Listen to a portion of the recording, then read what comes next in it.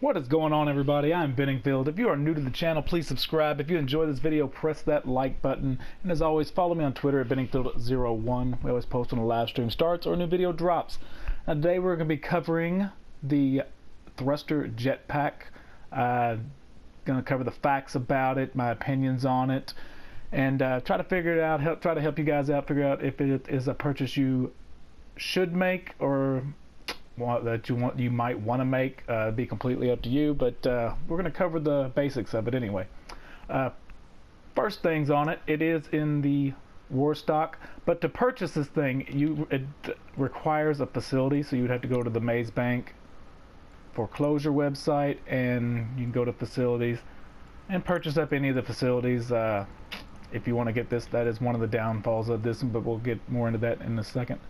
And then you go into war stock and you can purchase it from war stock. It is 3.6 million for the buy it now price, and then if you do the complete the heist to get the discount price, it is 2,750,000. And we'll just read this real quick. Since the dawn of time, mankind has looked to the skies and longed for a way to hover there, totally exposed, deafened by the unstable mixture of jet fuel and a naked flame idly strafing the rush hour traffic. Well, now the dream has thrust its way crotch first into reality, so what are you waiting for? I do love the descriptions on all these. Okay, we'll get into some of the things about it. Like I said, one of the big downfalls of this, you have to own a facility to purchase it, and we'll cover the customization too, but once we get in here we'll see the other big downfall of it. There is no sell option, so once you buy it you're stuck with it, just like a Pegasus vehicle. And other than that, it has the regular armor and engine upgrades. It does have countermeasures. You could choose between the shape and the flare. I do suggest the flares though, but that is all to personal preference. The flares actually will track the rockets if somebody locks onto you once they fire, and the chafe breaks their lock before they fire, so that's the difference between the two if you're wondering. It does have the livery options. There are 21 liveries. It's pretty much the basic camo ones that came with gun running vehicles and all that stuff, so you've seen all these before, but it does have the livery options. That's pretty cool. And respray, it is the primary and secondary color, so you can go with the primary will be the main color of it, or the livery depending on if you choose livery, and then the secondary will be all the trimmed out pieces. And for the weapon options, you have no weapons, which it comes with, so you have to pay for the 50 cal machine guns, miniguns or whatever. They're not that great. The missiles, it does have homing and non-homing rockets on it if you choose the missiles, so that'd be the one I would suggest to go with. And for the thrust option, you get the JATO, which is the assisted takeoff, and I do suggest that the thing takes off really slow without it. But yeah, that's pretty much the customization on it. And again, I do want to highlight the fact that you have to own a facility, and you cannot sell it when you buy it. That is two big negatives on this vehicle in my opinion. And we'll exit the vehicle and we'll see how it actually flies. I'll go ahead and land it and show you what I mean by the thrust takeoff. It's just really slow taking off without it. So let me get it landed down. Alright, once you're landed, it hovers. I mean, it takes off decently fast, but if somebody's attacking you, you're not going to last. So and then I'll show you the difference. Here's the JATO takeoff once you landed. See, just like an instant takeoff. But even with that, once you're in the air, it moves really slow. I mean, I'm going as fast as I can. You can put the landing gear up and down. A lot of people don't realize that. Put it up. It does help with the maneuverability somewhat, but still a fairly slow vehicle. And as far as usefulness, I mean, if you're going to be using this to try to help you out with businesses to make money, there are better options. Probably the most comparable vehicle would be the Oppressor, and the Oppressor is better for a number of reasons. One, you can, if you own an MC club, you can quick call it to you and send it back and forth to get to replenish your rockets, or if you just need one right beside you if you're in the middle of doing something. Like if you're on a mission, you have to take another vehicle, then you can quick call it right next to you. This one, you have to call it through the mechanic, so it's a little slower delivering it. And the Oppressor, if you decide later you don't like it, it has a sell option on it. Now we'll cover the rockets on it. Like I said, it does have the homing off and the homing missiles, and we'll go ahead and fire off a bunch of them, but it's 1, 2, they're really slow. I'm just holding down the X button. 3, 4.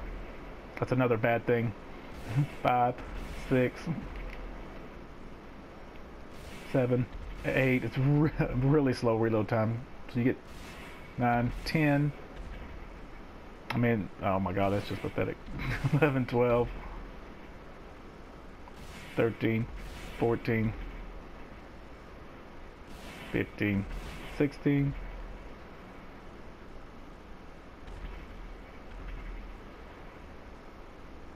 That is it.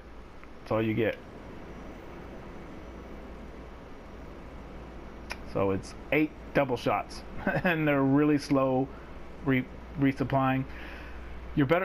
Again, the Oppressor's better. It's got 20, and their rapid fire succession maneuvers better, and you can just send it back to your with your biker club and get it right back and instantly reload it.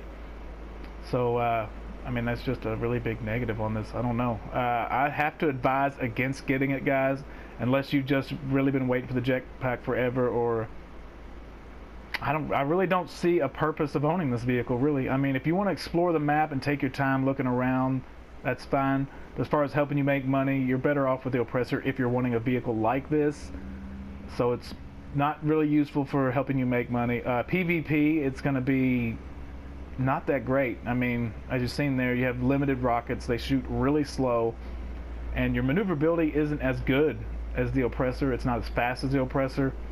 So again, the Oppressor would be better for PvP, which there's other vehicles that are even better than that, but I just feel like the Oppressor is the closest thing to relate this thing to. So like I said, this is not a good purchase with the DLC. As cool of an item as it is, I can get it. I get that, maybe wanting to buy it for like the little cool factor, or floating around exploring the map, but practicality and all that stuff, it's just stay away from this vehicle. It's not worth the purchase to begin with, plus you have to have a facility to buy it. You can only customize it in the facility, and you cannot sell it if you change your mind about it later.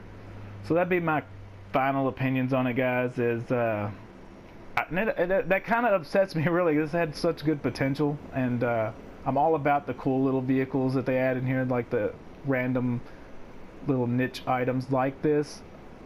But other than just buying it for that reason, it's a pretty useless vehicle. So save your money, guys. There's better things for your money, and we got some more vehicles coming, so just hold on to your money instead of purchasing this.